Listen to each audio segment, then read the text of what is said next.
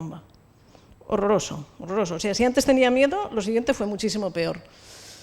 ¿Por qué lo digo? Porque muchas veces hablando con vosotros, me acuerdo de esta historia. O sea, ahora no hay nada por aquí que un fantasma, pero tenemos aquí en la cabeza que después va a venir. Y no hay nada que nos dé menos sensación de control que tener algo en un futuro sobre lo que no podemos hacer nada. ¿Vale? La verdad es que ahora ya he cumplido varias veces los 18 y os tengo que decir que el fantasma no apareció, ¿eh? Por tanto, cosas que nos tenemos que preguntar cuando estamos preocupados por la conducta alimentaria de nuestros hijos. ¿Es un miedo real o es miedo de lo que va a pasar? Porque es muy distinto, ¿eh? Si es un miedo real, quiere decir que tenemos un problema ahora en la actualidad y que lo tenemos que resolver. Pues vale, nos ponemos a ello. Si el miedo es cuando tenga 18 años va a venir el fantasma, yo os diría que lo dejéis ahí, ¿eh? No hace falta estar pensando ahora en lo que va a pasar o no va a pasar a los 18 años. Pensad que la historia del síndrome de Prader-Willi ha cambiado muchísimo, muchísimo. Los que llevamos años en esta historia vemos una diferencia muy grande desde que se han introducido nuevos tratamientos. La hormona de crecimiento ha supuesto una revolución, realmente, a todos los niveles, pero no solo. O sea, el hecho de que se diagnostican de muy pequeños, de que los padres entendéis muy bien el funcionamiento mental de este niño, la conducta, entendéis lo que implica estar con un niño con una cierta rigidez cognitiva y conductual y aprendéis a manejarlo, esto nos está ahorrando muchísimos problemas. No digo que no vaya a pasar nunca nada, evidentemente, eso no lo puedo decir, pero no se justifica estar aterrorizados por cómo les ha ido a otras personas con síndrome de Prader-Willi que ahora son adultas. En estos momentos no se justifica. Y eso quiero que tengáis la tranquilidad de tener claro que es así, ¿eh? Son historias distintas, es como si fueran dos síndromes distintos, ¿de acuerdo? Viene un poco de lo que es la historia pasada del Prader-Willi. Por tanto, ¿en qué tenemos que centrarnos? En lo que tenemos ahora. Lo que tenemos ahora. Todos vosotros estáis en seguimiento continuo, con psicólogo, con dietista, con todos. Y además me consta que os fiáis, porque cuando hablamos me consta que estáis tranquilos y os fiáis. Pues tranquilos, o sea, no pasará que de repente os levantéis un día y un niño que no era obeso, al día siguiente sea obeso de repente. Esto no va así, ¿eh? Estos son cambios que pueden ir pasando y como son cambios lentos, tenemos tiempo a reaccionar y a modificar, ¿de acuerdo?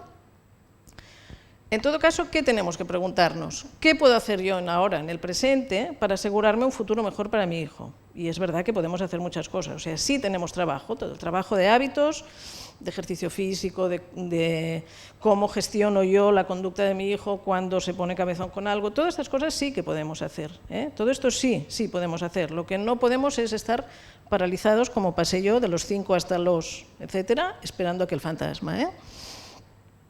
Y quizás un cambio de chip también está bien, o sea, mirárselo como una desgracia de que pobrecito no va a poder comer ganchitos, pues seguramente le estamos haciendo un favor a él, al hermano y a cualquiera que no coma ganchitos, ¿eh? Lo que le beneficia a él, probablemente, si lo asumimos como un cambio de hábitos a nivel familiar, tendremos menos colesterol, el hermano no va a tener tampoco problemas de sobrepeso, etcétera. Quiero decir, si somos capaces de darnos cuenta que no estamos diciendo, o sea, que lo que estamos proponiendo no es una desgracia, que un niño coma sano no es una desgracia, y que un niño pueda hacer más ejercicio físico no es una desgracia, es un seguro de vida. Entonces, si somos capaces de enfocarlo así, quizás no nos va a dar tanta pena el día que le digamos, no, ganchitos no, ¿eh? No es tan triste, ¿eh? No es tan triste. Entiendo que la pena es porque el otro sí, o sea, pero no os pongáis en el sentido de la injusticia de otro niño. O sea, eso lo va a sentir él. Mira, al otro le dan y a mí no. Pero vosotros yo creo que tenéis que estar un poco por encima de esto, en la medida que sea posible, y entender que es un tema de salud, y que además, o sea, yo encontraría mucho más grave que os dijeran, no, estáis obligados a que vuestro hijo coma ganchitos cada día, una bolsa así. Eso sí que sería grave, porque realmente la repercusión sería muy negativa, ¿eh? Otra cosa que me encuentro a veces es, a veces en consulta, cuando sacamos un cuento, juguetes o así, noto un poco de, cuando en el cuento hay una imagen de este tipo, o cuando yo saco juguetes con alimentos, ¿no? Como diciendo, uy, uy, uy, no vayamos aquí a despertar a la bestia, no pasa nada. Es más, no solo no pasa nada, sino que un niño que va a tener que, entre comillas, lidiar con su alimentación durante toda la vida, es mucho mejor que empiece a simbolizar todo lo relacionado con la alimentación. De la misma manera que... De la misma manera que cuando tenemos un niño pues, que por circunstancias, por enfermedades crónicas, etcétera, pues tiene muchos ingresos, operaciones, está bien que juegue a ser médico y a curar él y a que le curen, etcétera, porque esto le ayuda a entender su historia. Un niño con síndrome de Prader-Willi tiene que ver estos cuentos, tiene que jugar con cocinitas y tiene que manipular todo esto porque esto le ayuda a interiorizar el tema de la alimentación y va a ser un tema importante para él. Y por lo tanto no os dé miedo regalarle una cocinita y regalarle una pata de pollo de juguete, etcétera, porque un pan, un croissant, no os dé miedo, porque a partir de este juego él va a poder entender muchas cosas de la alimentación. No es malo, al revés, es bueno. Y no vamos a despertar ninguna idea, no sé qué quiero decir, es que ahora pensará en la comida, es que ya piensa en la comida. Él, el hermano, vosotros, el tema de la comida es un tema que tenemos todos en mente diariamente, o sea que no intentéis que no piense en ello. ¿Qué nos pasa a veces? Bueno, a mí me pasan cosas con esto, pero las fiestas dichosas de que si chiquipar, que si el cumpleaños, claro, en una clase son 26, pues depende de en qué grupo vaya a parar uno, son 26 cosas de estas al año. Si uno puede pactar con los padres y encuentra más padres un poco más sensatos, pues se agrupan y en lugar de 26 a lo mejor son 5, 10, 15, depende. A ver, una cosa muy importante es que para el niño con el síndrome de Prader-Willi es básico relacionarse con sus compañeros. Entonces, si hay 26 fiestas al año que agrupan a todos los compañeros menos a él, no. ¿Por qué? Pues porque le estamos aislando. Después tenemos problemas de que entre en el grupo, de que se relacione con los demás, etc. Esta fiesta es claro, realmente es un problema para vosotros como familia que el niño vaya a esta fiesta. ¿Por qué? Pues porque hay muchísima más comida y comida menos sana de la que habitualmente hay. También es verdad que al lado hay una piscina de bolas y que es el día que están más rato moviéndose si uno los pone en la piscina de bolas. Quiero decir, no digo que compense del todo, pero es verdad que están las dos cosas. No hay una solución unívoca. Yo os diría que seguramente os pasará algún día que iréis a una fiesta, comerá más de la cuenta y diréis, vaya fastidio. Así también se aprende vosotros, él, y para la siguiente tenemos... pues pensamos o merienda antes y después va allí, o se lleva su propia merienda, o se pacta con él tantos ganchitos, tanto trocito de pastel. Cada familia tiene que encontrar su manera.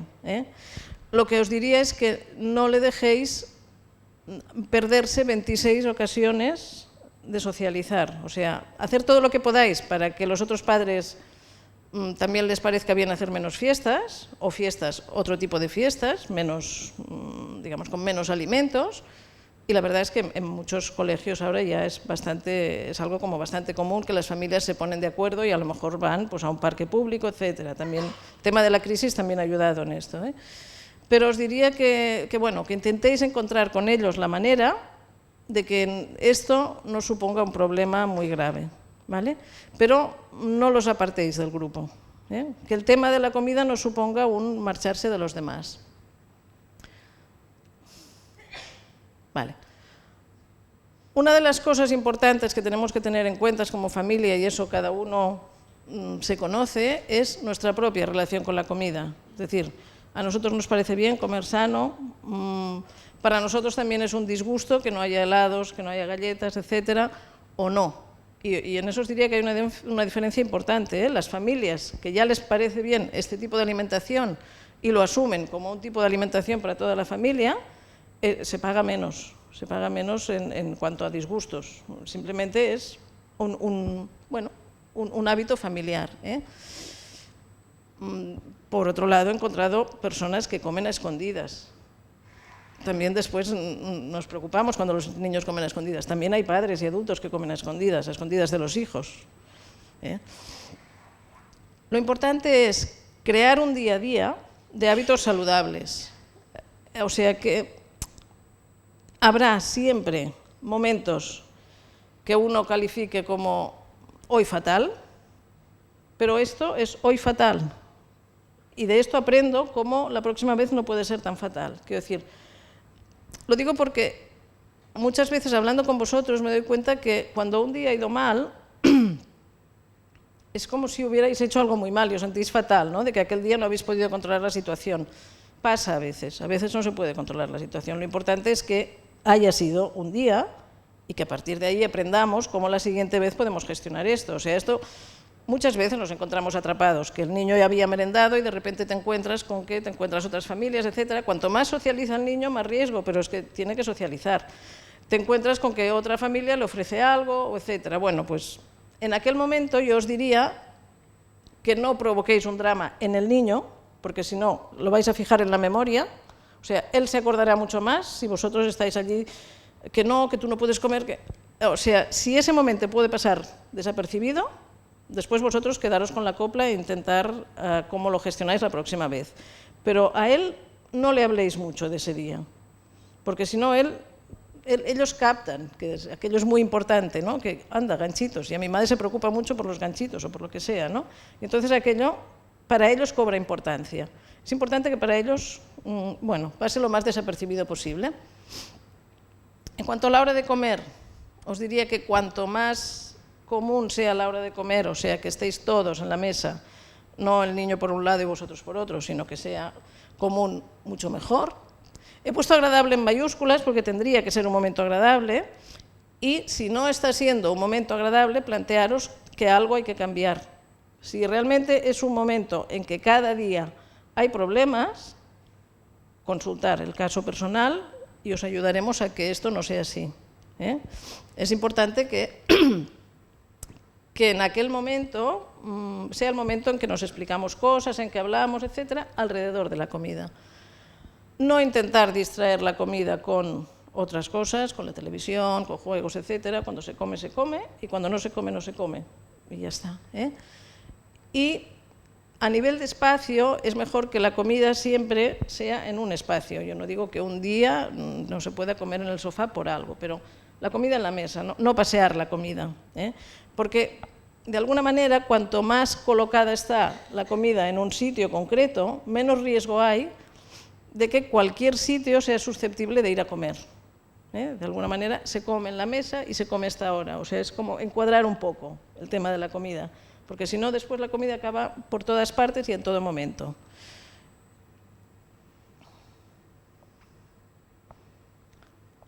El niño tiene que entender que no todos comemos siempre igual, que la necesidad de alimentos no es la misma para un niño de 5 años que para el hermano que a lo mejor tiene 15, o para los padres. Por tanto, el niño tiene que ver diferencias en los platos y eso no nos tiene que preocupar, porque esas diferencias estarán en el mundo real. Y él, si se queda a comer en el cole, pues a lo mejor va a ser el que va a comer de dieta. Él tiene que estar acostumbrado a que no todos los platos son iguales, no pasa nada, eso es así, ¿vale? Eso es así. Lo importante es que todos comemos sano, pero que necesitamos cosas distintas.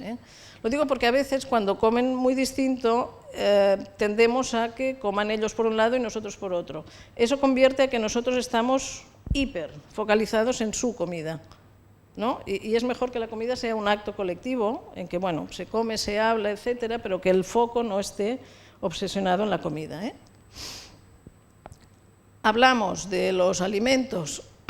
Sí, pero más que decir esto tú no lo puedes comer, esto a ti te va a hacer dolor de barriga, esto engorda, esto no sé qué, yo os diría que intentarais enfatizar la información al contrario.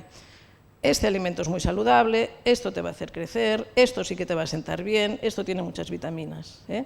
O sea, enfatizar en los alimentos que sí son buenos y hablar de estos. Y de los otros, pues si podemos ignorarlos, etcétera.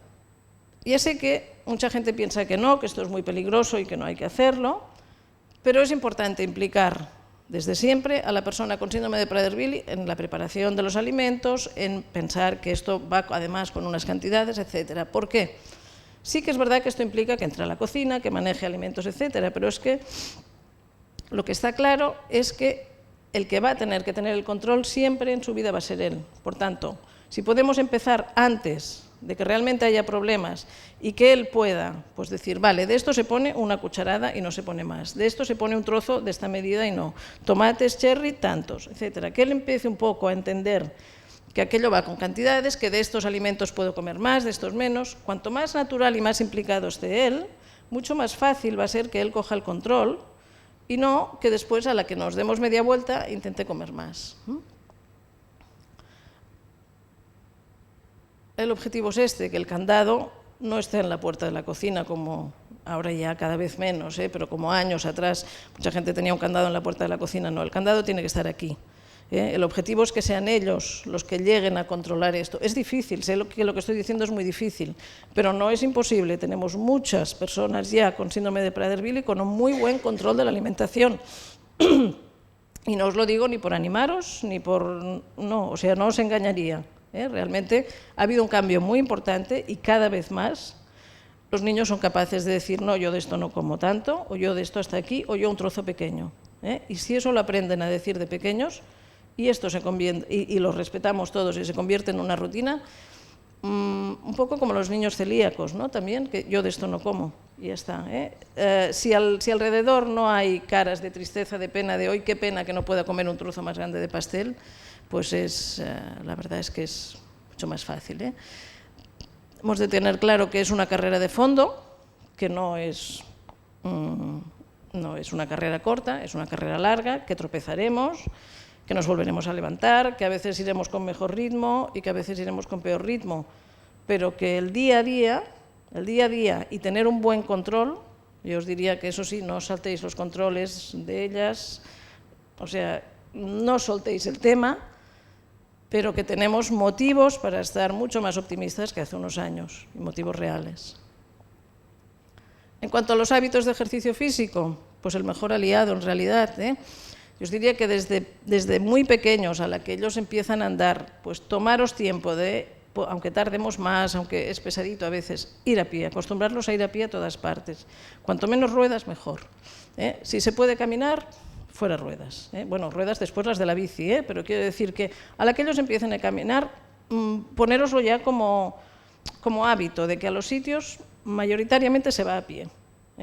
Porque si ellos se acostumbran, acaban realmente caminando mucho. Cuanto más ejercicio, más queman, todo mucho mejor.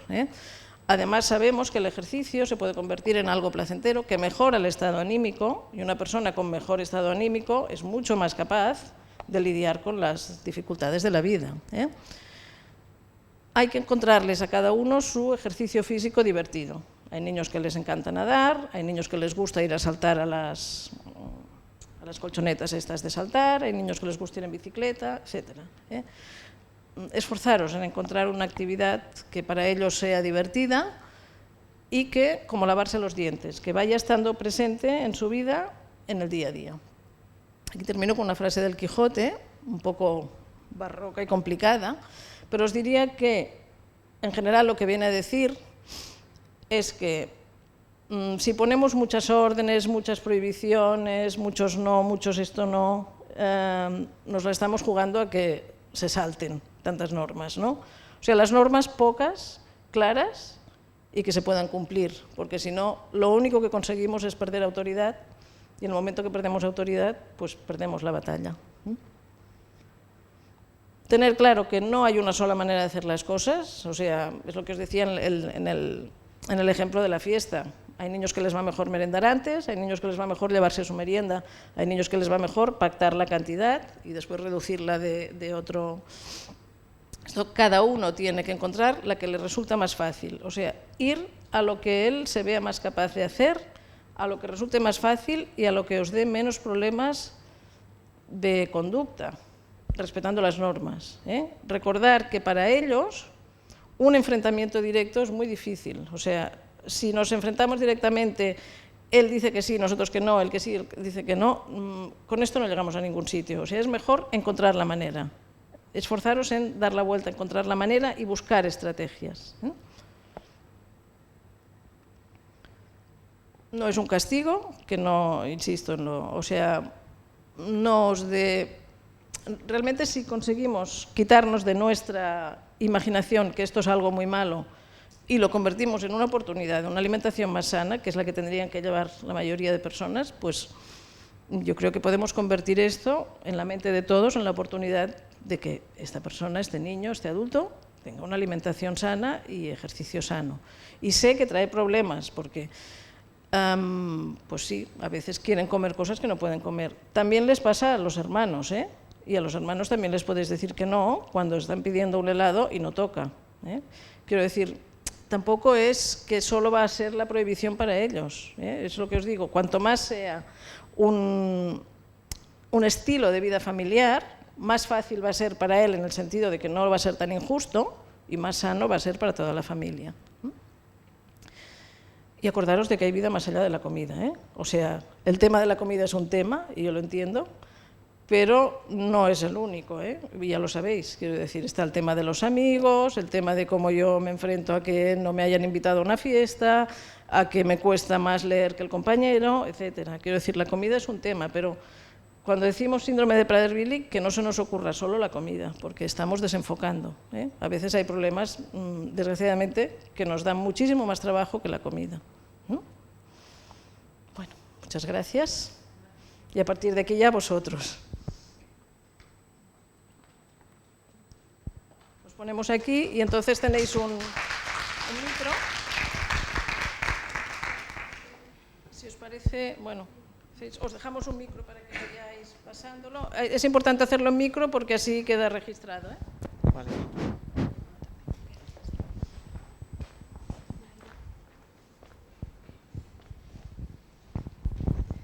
Hola, buenas tardes.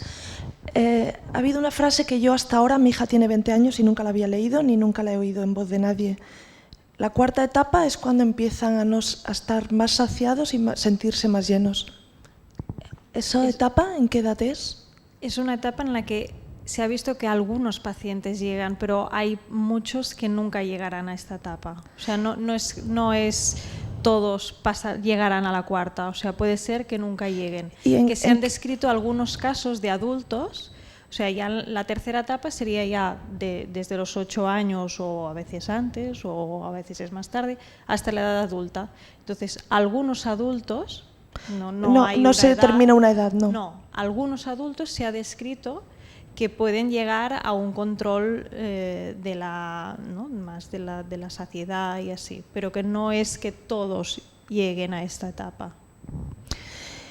Y yo, me sabe fatal decirlo, pero he pensado que la doctora hablaba solo de pequeños. ¿La psicóloga es? Sí. En ningún momento, cuando te oía, en ningún momento he pensado que hablaras de adultos. No. Sí, entiendo que hayas tenido esa sensación, ¿eh? A ver, estaba hablando, en todo caso, si es verdad, a que si desde pequeños hacemos todo, o sea, que de alguna manera los pequeños de ahora lo tienen mucho más fácil que los que ahora son mayores, ¿eh? En ese sentido. Sé que los que tenéis hijos mayores, pues evidentemente habéis pasado por situaciones mucho más difíciles, ¿eh? Que si queréis hacer preguntas concretas, sí podemos, evidentemente.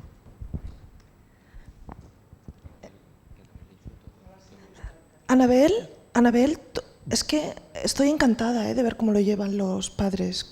Es que los admiro y es que yo cuando venía a las reuniones y veía a los adultos y mi niña tenía 8 años, yo muy chula decía, a mí eso no me va a pasar.